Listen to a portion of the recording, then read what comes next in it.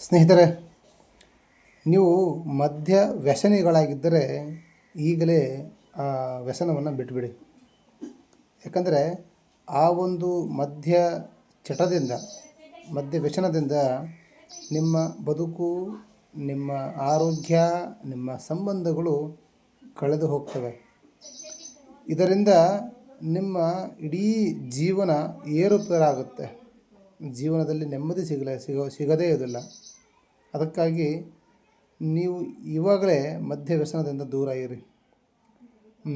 ಮದ್ಯ ವ್ಯಸನದಿಂದ ನಿಮ್ಮ ಲಿವರ್ಗಳು ಡ್ಯಾಮೇಜ್ ಆಗ್ತವೆ, ನಿಮ್ಮ ಕಿಡ್ನಿಗಳು ಡ್ಯಾಮೇಜ್ ಆಗ್ತವೆ, ನಿಮ್ಮ ಆರೋಗ್ಯ ತೀರಾ ಹದಗೆಟ್ಟು ಹೋಗ್ತದೆ.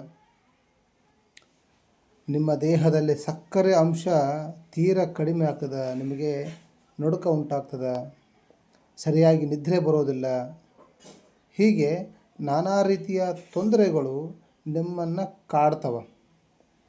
ಅದಕ್ಕಾಗಿ ನೀವು ಮದ್ಯ ವ್ಯಸನವನ್ನು ತ್ಯಜಿಸಿದಾಗ ಭಾಳಷ್ಟು ನಿಮ್ಮ ದೇಹದಲ್ಲಿ ಚೇತರಿಕೆ ಉಂಟಾಗ್ತದೆ, ನಿಮ್ಮಲ್ಲಿ ಹುಮ್ಮಸ್ಸು ಉಂಟಾಗ್ತದೆ, ನಿಮ್ಮ ಯಕೃತ್ತು ಗುಣವಾಗ್ತದೆ. ಇದರಿಂದಾಗಿ ನಿಮ್ಮ ಆರೋಗ್ಯವು ಸುಧಾರಿಸ್ತದೆ. ಒಳ್ಳೆಯ ನಿದ್ರೆ, ಒಳ್ಳೆಯ ಆರೋಗ್ಯ, ಒಳ್ಳೆಯ ಸಂಬಂಧಗಳ ಚಲನೆ ಎಲ್ಲ ಉಂಟಾಗ್ತದೆ. ಯಾಕಂದರೆ ಯಕೃತ್ತಿಗೆ ತನ್ನನ್ನು ತಾನು ಸರಿಪಡಿಸಿಕೊಳ್ಳುವ ಒಂದು ದೇವರ ವರದಾನ ಐತಿ. ಇದಕ್ಕೆ ನೀವು ತೀರಾ ಮದ್ಯಪಾನದಿಂದ ಏನಾಗುತ್ತೆ, ಅದು ಹಾಳಾಗಿ ಹೋಗ್ತದೆ. ಇದರಿಂದ ನೀವೇನಾದರೂ ಬಿಟ್ಟರೆ ಮತ್ತೆ ತನ್ನಷ್ಟು ತಾನೇ ಸರಿ ಹೋಗ್ತದೆ. ಸರಿ ಹೋಗಿ ನಿಮ್ಮ ಆರೋಗ್ಯದಲ್ಲಿ ಚೇತರಿಕೆ ಉಂಟಾಗ್ತದೆ. ಇತ್ತೀಚೆಗೆ ನಾನು ಒಬ್ಬರನ್ನ ನೋಡಿದೆ, ತೀರಾ ಆರೋಗ್ಯ ಹದಗೆಟ್ಟಿದೆ. ಅವರ ಯಕೃತ್ತು ಏನಿದೆ ತೀರಾ ಹಾಳಾಗಿ ಹೋಗಿತ್ತು. ಇದರಿಂದ ಅವರ ಮಕ್ಕಳು, ಅವರ ಹೆಂಡತಿ, ಅವರ ಸಂಬಂಧಗಳು, ಅವುಗಳನ್ನು ನೋಡಿದ್ರೆ ಮನಸ್ಸಿನಲ್ಲಿ ಬಹಳ ಖೇದ ಉಂಟಾಗ್ತದೆ.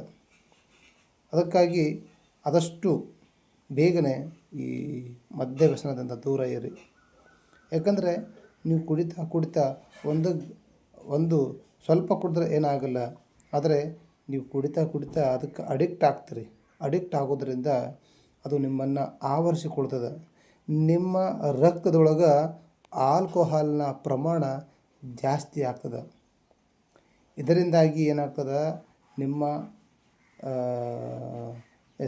ನಿದ್ರಾಹೀನತೆ ಉಂಟಾಗ್ತದೆ. ನಿಮಗೆ ಕೋಪ ಬರಲಿಕ್ಕೆ ಶುರು ಮಾಡುತ್ತೆ.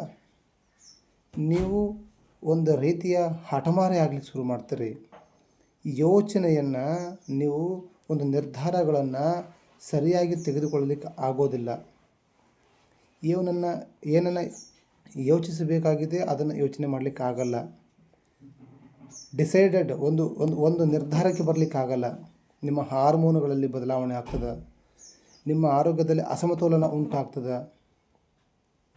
ಹೀಗಾಗಿ ನೀವು ಕುಡಿತವನ್ನು ನಿಲ್ಲಿಸಿದಾಗ ಇವೆಲ್ಲವುಗಳಿಂದ ನೀವು ಮುಕ್ತರಾಗ್ತೀರಿ. ಅದಕ್ಕಾಗಿ ಆಮೇಲೆ ನೀವು ಕುಡಿತವನ್ನು ಬಿಟ್ಟಾಗ ಹಸಿವು ಹೆಚ್ಚಾಗ್ತದೆ, ಒಳ್ಳೆಯ ಊಟ ರುಚಿ ಬರ್ತದೆ. ಯಾಕಂದರೆ ಮನುಷ್ಯ ಹುಟ್ಟಿರೋದು ಊಟ ಮಾಡೋಕ್ಕೆ, ಚೆನ್ನಾಗಿ ಇರೋಕ್ಕೆ, ಬದುಕಲಿಕ್ಕೆ ಹುಟ್ಟಿದಾನೆ. ಈ ಮನುಷ್ಯ ಜನ್ಮ ಐತಿ ಸಾಕಷ್ಟು ಜೀವ ಕೋಟಿಯನ್ನು ದಾಟಿ, ಅಂದರೆ ನಾಯಿ, ನರಿ, ಕಪ್ಪೆ, ಚೇಳು, ಹಾವು, ಮುಂಗ್ಸಿ ಹೀಗೆ ಹಲವು ರೀತಿಯಲ್ಲಿ ಹುಟ್ಟಿದ ನಂತರ ಈ ಮನುಷ್ಯ ಜನ್ಮ ಸಿಗ್ತದ ಅಂತೇಳಿ ಹಿರಿಯರು ಹೇಳ್ತಾರೆ. ಅಂತಹ ಈ ಒಂದು ಪುಣ್ಯ ಮನುಷ್ಯನ ಜನ್ಮವನ್ನು ಕುಡಿತದಂತಹ ಚಟಕ್ಕೆ ಬಲಿಯಾಗಿ ನೀವು ಹಾಳು ಮಾಡಿಕೊಳ್ಬೇಡಿ. ಇದರಿಂದ ದೂರವಾಗಿ ಚೇತರಿಸಿಕೊಂಡು ಒಳ್ಳೆಯ ಆಹಾರ, ಒಳ್ಳೆಯ ಬದುಕು, ಸಂಬಂಧಗಳ ಮಧ್ಯ ನೀವು ಚಂದವಾಗಿ ಬದುಕಿ ನೀವು ಈ ಮನುಷ್ಯ ಜನ್ಮವನ್ನು ಪರಿಪೂರ್ಣಗೊಳಿಸಿ. ಧನ್ಯವಾದ.